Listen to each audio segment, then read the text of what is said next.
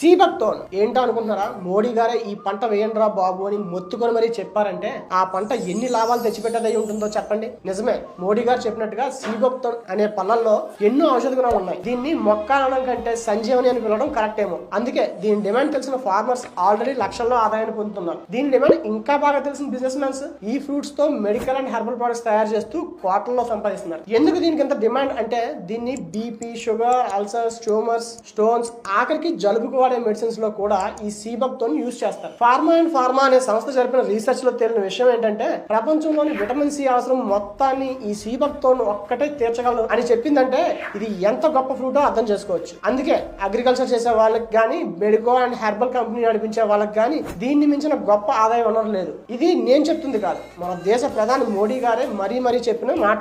ఈ సీబక్తోన్ అరకు, లంబసింగి వంటి hill stations లో, అలానే మంచు ప్రాంతాల్లో అయితే